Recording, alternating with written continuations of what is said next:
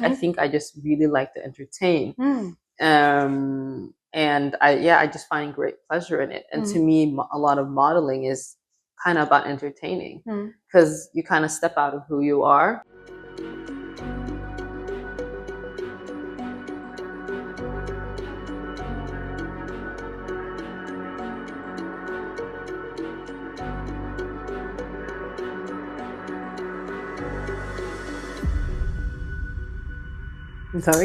Yes. Welcome, family. Welcome back to Edges and Rings TV. I'm your host, Miriam Nabunya. I'm the founder of Edges and Rings. I'm a coach, entrepreneur, and a service expert. You just dropped into our Women's Month segment, where we are amplifying Afro-Nordic women that are changing the narrative. They're moving the needle forward and amplifying our existence, but through their work, through their activism, and also the way they live their lives, they are becoming role models and also showing that Black and brown women in the Nordics are out here thriving and living on our own terms. Today's guest was such a long shot to get her into the couch, to get her part of this, because she's a very busy woman.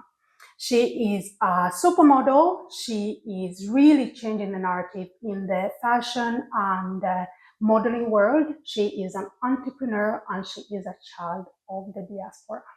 So help me to welcome Haddy Ceesay. Yay. Yay. That was very beautiful. That was a very beautiful introduction. Yeah, Thank you. I really appreciate that. It's all you. Nice. It's all very, you. Very nice. Haddy, thank you for having us. Of course. Thank you for having me. I really appreciate it. Oh my God. Girl, when I told my team about that, you said yes. They're just like, but are we talking about Haddy? And I'm like, yes, we're talking about Haddy, cover girl, Ceesay. And I was like, okay, Miriam, don't screw it up. So I'm going to try not to do it. No. You're doing just fine. Haddy, we're in Copenhagen. Yes. And you are born and raised in Norway. Yes. Yes. Why Copenhagen? Why Denmark? That is actually a result of years and years and years of visiting. One of my best friends, Tuva, she's been living here for the past 10 years. And we have a very fun friend group that I've had since I was about 17, 16. So we used to always come and visit her, and I really, really fell in love with the city. And I think Copenhagen is you're still in Scandinavia, but it has something else that also doesn't have, which I really, really like. It's a fashion city. For sure. It is a fashion city. And so when I moved back to Norway after my studies in New York, I wanted something new, and I thought that Copenhagen or Stockholm, we're still in Scandinavia. It's not too much change, but it is definitely a little extra of something. Something. So then Copenhagen it was. But how long have you been here? I've been here for 1.5 years now. Staying busy? Quite busy, because when I first moved here, I was just modeling, and then I reached out to an agency that is a creative agency called Moon, and was just talking to them about like maybe just starting to work a little bit, maybe part-time or something along those lines, and they had a project management job, which is something that I've been doing a lot after school. So I was both modeling and working full-time as a project manager, which was yes, it was quite the experience. I was just about to say the experience. Yes, but it was a lot of fun, and I really learned a lot of things. You mentioned a little bit about moving home from New York. Yeah. Before New York, before modeling, before living life in Copenhagen, who is Haddy? Like, what has shaped Haddy? Like let's take it back.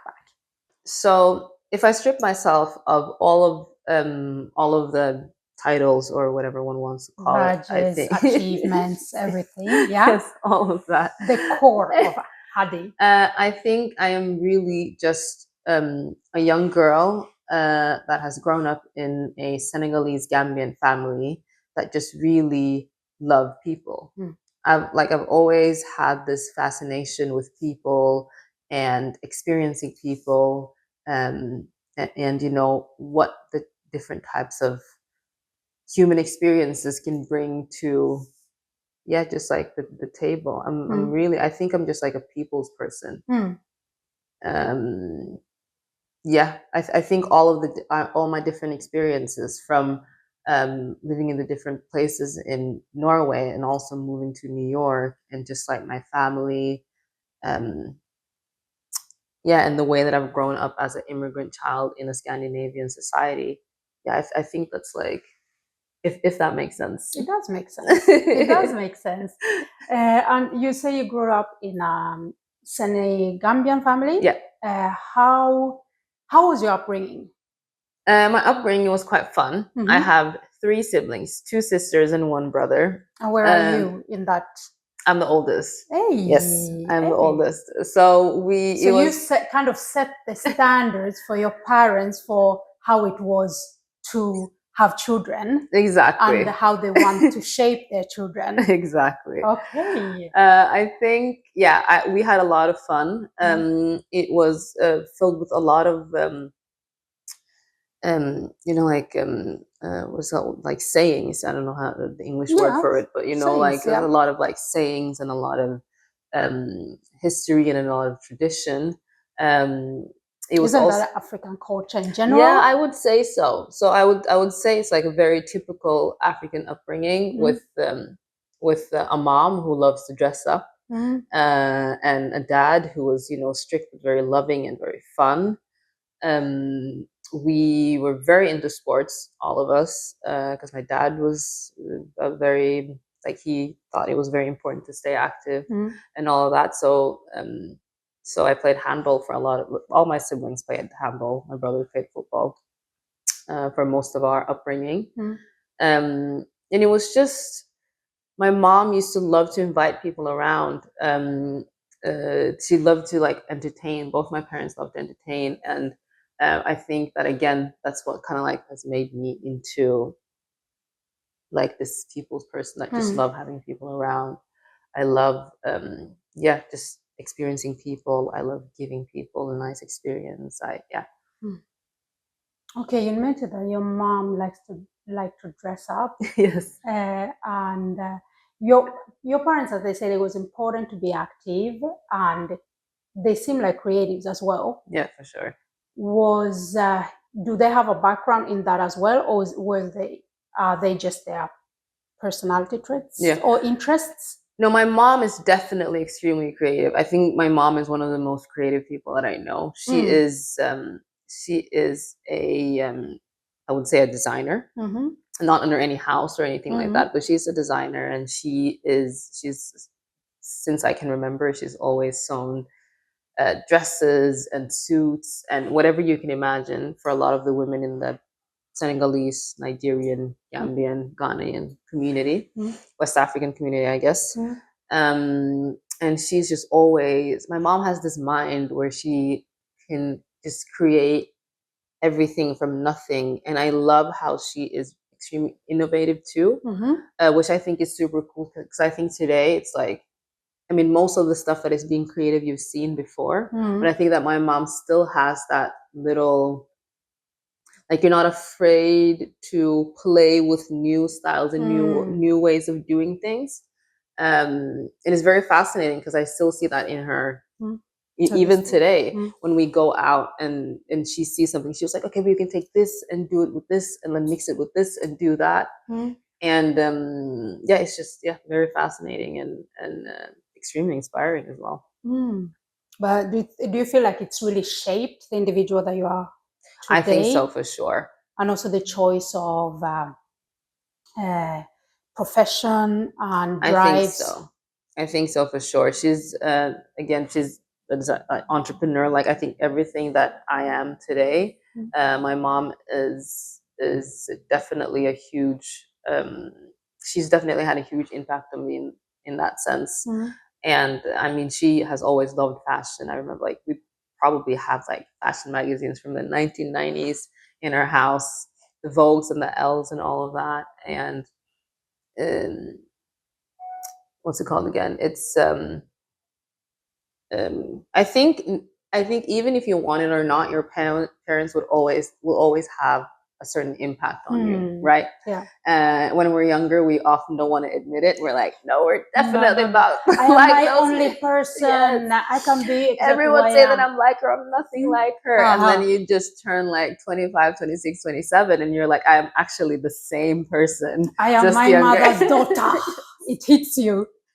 For sure.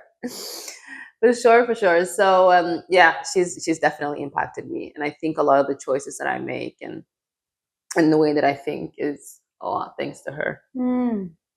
We had a talk. I had a talk. I was lucky enough to get another gem from the Senegambian community, Yes. Jankenjai. Yes. And she spoke a lot about how your lives are quite intertwined. Yeah. And she also said, played handball. Yeah. You can do whatever you want Yes. and all of that. So I'm wondering for you and the choice of you are an entrepreneur, you are a model, you are very involved in the fashion industry. Is that something that you've naturally wanted to work with or see yourself as a role model in that area, or is it something you stumbled into?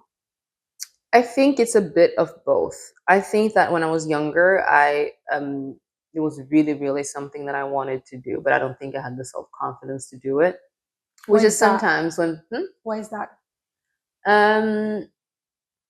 I'm like, I think it had to do with growing up again in the Scandinavian society, where it's just like I didn't experience that much like overt racism, but I think it's a lot of like comments and this feeling that you have that you're just not,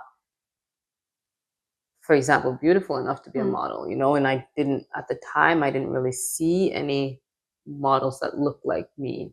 I also, you know, I was often not picked because of something, right? And that something all felt like, after when I was getting older, that something felt like it must be something with the way that I look, because I sound the same, I think the same, I do the same. We're all kind of doing the same thing. The only difference here between you guys and me is the color of my skin. So I think that, I don't know, I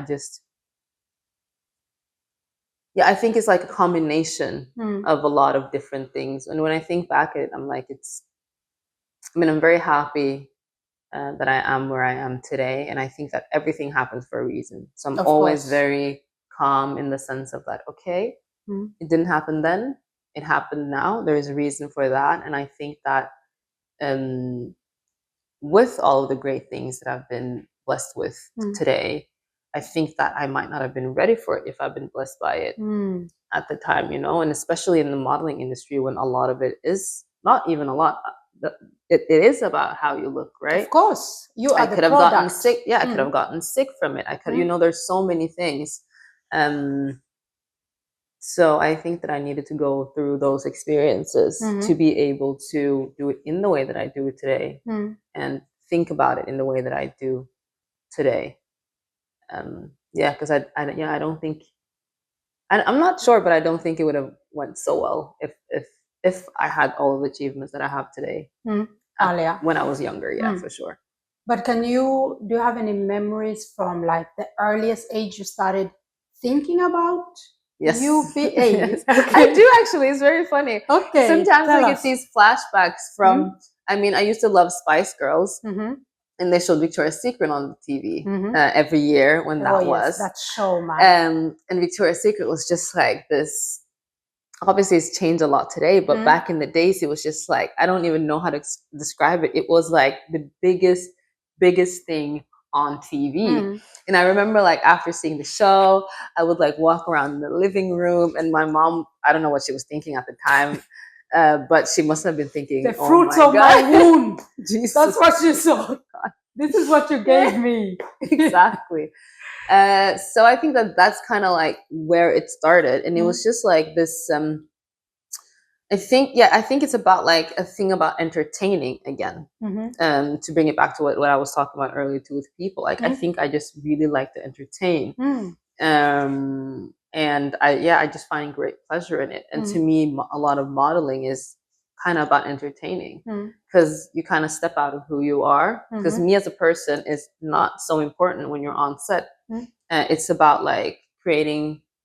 You come in and they have this vision for who you are and who you're going to be today. And I really enjoy stepping into that and being just an entertainer for a couple of hours, and then I can go home. Well, what age did you say? You said you get these flashbacks, and like even before I finished my question, it took you back because I saw you went somewhere. What age are we there? Like when you started walking around your living room runway? It must have, I think I must have been like 7, 8, 9. I think, if not even younger. It must actually have been younger. I think maybe 6, 7 actually. Yeah, it must have been very, very, it must have been between the ages of 6 and 8 somewhere. So around that age, like, okay, but that time you had what? One sibling or 2? I had 3, I think, at the time. So it was me, Isa 2, and Dior, I believe. Okay. Okay, and you were, or maybe Mustafa was born. I think we were all, but the Dior and Mustafa were very young. Yeah. So how would they react when you were entertaining the family? Were they sucked in as well? I'm so self-centered. I don't even remember the other ones. I just remember me, myself, walking back and forth. I think it was often me and my sister Aisatu, and I think maybe I dragged her a little bit into it.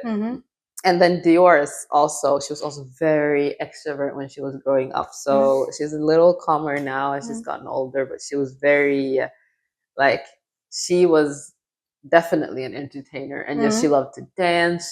So I think it was probably a family affair. She's a little bit of an auntie, I have to say. She's much younger than me. She was, Dior was assisting during the Buddy Bay hair showcase in last year's Edges and Drinks annual hair culture celebration. Yes.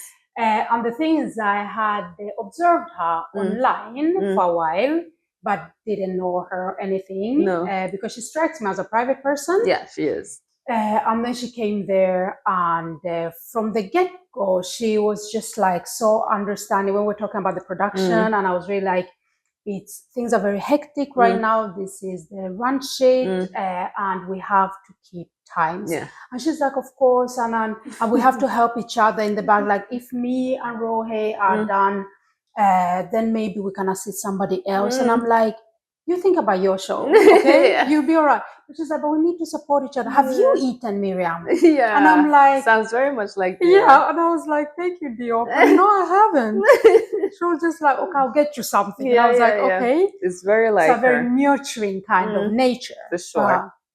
For sure. No, she's a lovely person. And she's just, it's so beautiful to see her kind of grow up in a family where there's a lot of very huge personalities. And she's like more and more finding her place. And it's just, as you say, she's very nurturing. And Dior is she will always be there for you, which I like really, really appreciate, because it's just like you can always text her, you can always call her, and she's always this very calm voice of reason, which I think is very, is very unique to her from, she was quite young, and she hates when people argue, and she's very, and she's very, very fun. She's very fun. You know what, I've just had a small taste of it, and I can back that up. We talk about, in the Edges and Rings community, we talk about the importance of sisterhood, the importance of experience exchange, and also inspiring each other for a life of wellness, you know? So I wanted to ask you, like, how's the synergy between you and your siblings? Because you come from, it's, to me, when you talk about your family, it informs me that you come from a supporting family, a very tight family, and you are 3 girls and a boy. Like, how is the synergy, and the relationship between you and your siblings? So we've always been very tight, and I think that my mom again and my father instilled that in us from we were very young. It's like, you are friends. If you die together, you will die together, but you will be friends. I think it was very annoying when you're young, because you argue and you're blah blah blah. But you want to be with your friends. Yes. But now, as I'm older, I think it's a very important value that they instilled in us, and we're all very close. I mean, me and Ice are closer in age, and Dior and Mustafa are closer in age. But we're very tight family. We talk about everything, and it's not only it's just also my aunt, because my mom has her sister who also lives in Norway, and the rest of her siblings live, the person in Europe and in Senegal. But it's just like, it's a very we make a lot of our decisions together. We do a lot of things together when we're all in the same place, and it's just about this unconditional support. No matter, everyone has their own friends, and we're all kind of doing our own little thing. But it's this unconditional support where you know that you always have someone who has your back. And especially when things hit the fan, because it's of course you can talk to your friends and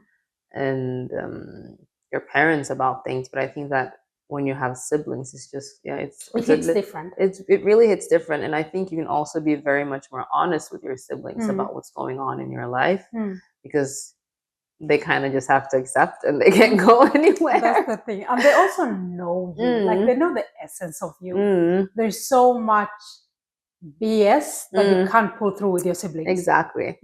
Exactly. So I think we definitely have a very tight relationship, in the sense of that we're always there for each other.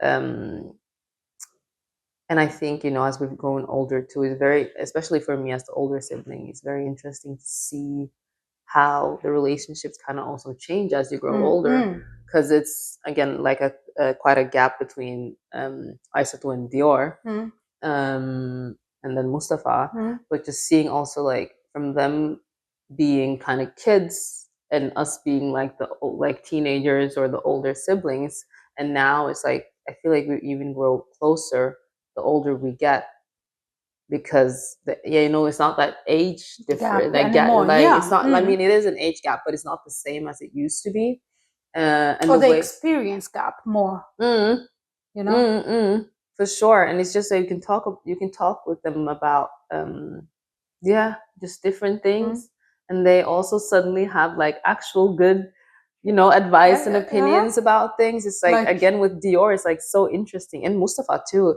when I talk to them about things, and they're like, I think this, and I'm just like, wow. When did you get this mature? They are so mature and so clever. So I think that's very cool.